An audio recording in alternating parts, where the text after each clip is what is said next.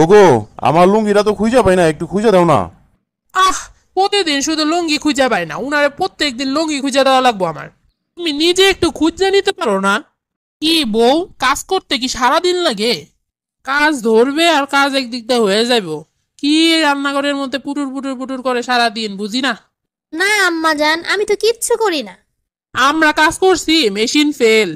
একটা কাজ করে ওইটা আরেকটা কাজ, একটু জিরানোর সময় পাই নাই। একটু পয়সা জিরানোর সময়টাও পাই নাই, একটু শোয়ার সময়ও পাই নাই। কাজ করতে করতে কোনো কিছুরই সময় পায় নাই, আর ওইদিকে পোলাপান গুলা হয়েছে বাতাসে। ওগো, আমার এক গ্লাস পানি দাও তো। ওই বেড়ার জ্বালায় আমার জীবনটা শেষ। এইটা লাগবো ওইটা লাগবো, নিজেরটা নিজে একটু নিয়ে নিতে পারে না। বাবা বা, নিজের জামাইয়ের সাথে কি সুন্দর ব্যবহার। আর আমাদেরকে বলে আমাদের মতো শিখো। শিখমু, এখন থেকে আপনি যেমন করেন ওইটাই করবো আমি। শোনা, আমার প্যান্টটা খুঁজে পাইতেছি না, একটু প্যান্টটা খুঁজে দাও না। প্যান্ট কি আমি রাখছি? নিচে খুইলা এগুলো কোন জায়গায় রাখো, পরে খুঁজেই পাও না। নিজের জিনিস নিজে খুঁজে নাও। দেখছি সাব্বা, কত বড় কথা। জামাইয়ের জিনিসপত্র এনে দিব হাতে হাতে, আবার কত বড় কথা কয়। ওই যে মলম বিক্রি শুরু হয়ে গেছে। এই মহিলার মলম বিক্রি ছাড়া আর কোনো কাম নাই। এত চিল্লাইতেছো কিসের জন্য? নিজের প্যান্টটা নিজে খুঁজে নিতে পারো না? কত বড় কথা, বয়স কিসের জন্য? নিজের জামাই জিনিস টাকা দিতে পারবা না? এইসব কাজ তো আপনার কাছ থেকেই শিখছি। শ্বশুর আব্বা এক গ্লাস পানি চেলে সেটাও পর্যন্ত বলেন নিজে নিয়ে খাইতে পারো না। ওরে বাবা রে বাবা, কত বড় কথা। মার থেকে দেখতেছি মাসির দরদ বেশি। ঠিকই, আপনার পোলার লেগে যখন এতই ধরো, তো আপনার পোলার জিনিসপত্রগুলি টাকায় দিতে পারেন না। সব কিছুতে আমারে দেখেন কিসের জন্য? এ আব্বা, তুই বউরে কিছু বলস না কেন? তোমরা থামো তো, আমার জিনিস আমি খুঁজে নিব নি, তোমরা ঝামেলাটা করো না তো।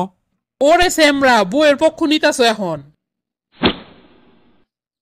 এরকম বউ হইলে কানের নিচে মারতা না একটা, শাশুড়ির উপরে কথা কয়। কই, আমি তো মারতে পারলাম না। তুমি আবার এখানে আসছো কিসের জন্য? যে তো একদিনও এক গ্লাস পানি ঢেলা খাইতে পারো না, সবকিছু আমার ডাইকা ডাইকা করানো লাগে। দিছো একদিনও? অনেক কিছুই তো চাই, একদিনও তো দেও না। হ্যাঁ আব্বা, আপনার একটা বিয়ে করাই দিব।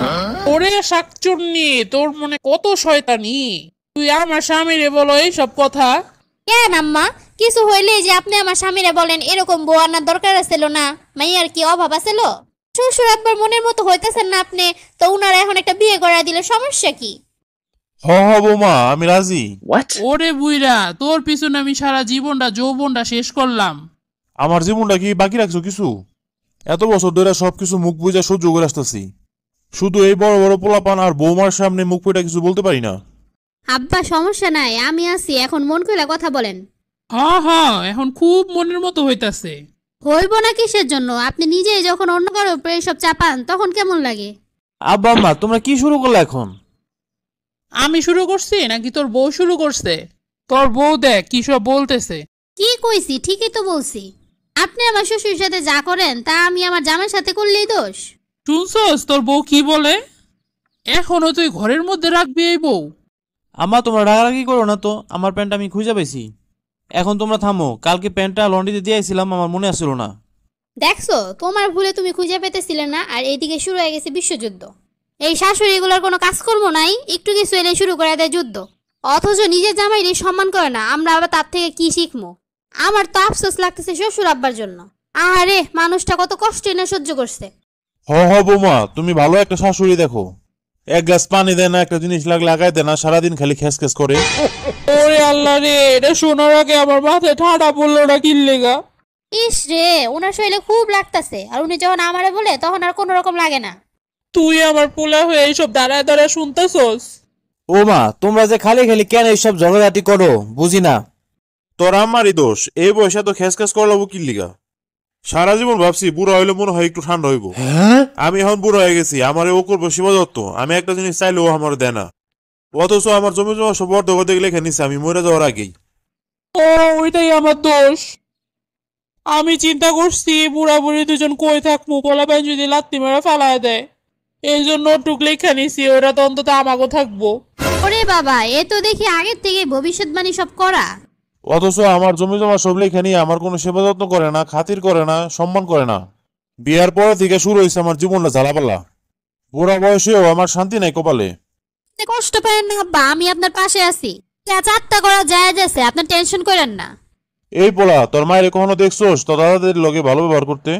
এরপরেও আমি মুখ বুঝে সহ্য করে গেছি এতগুলা বছর, কিন্তু বৌমা আসার পরে আমার মন শক্ত হয়েছে, আমি আর একটা বিয়ে করবো। আগে তো আমি চিন্তা করছি তোরা কোনোদিন আমার সাপোর্ট দিবি না, কবে না কবে বালি চাপা আবার মাইরা ফেলবি। এখন বৌমা আছে, আমার কোনো ভয় নাই। আব্বা বুঝছো কি কয়? আব্বা কি শুরু করলেন বুড়া বয়সে এইসব আবল তাবল কথাবার্তা? না, আমি যেটা বলছি ওইটাই ফাইনাল। হ্যাঁ, আমিও শ্বশুর আব্বারে বিয়ে করাইতে রাজি। এই তুমি এখন থামো তো একটু। এই সংসারে এখন যত সব অশান্তি সব তোর বইয়ের লেগা। হ্যাঁ, সেটা তো সব শুনলামই শ্বশুরের কাছ থেকে, পুরানো সব ইতিহাস। আপনার গুণে আসলো না কোনো শেষ।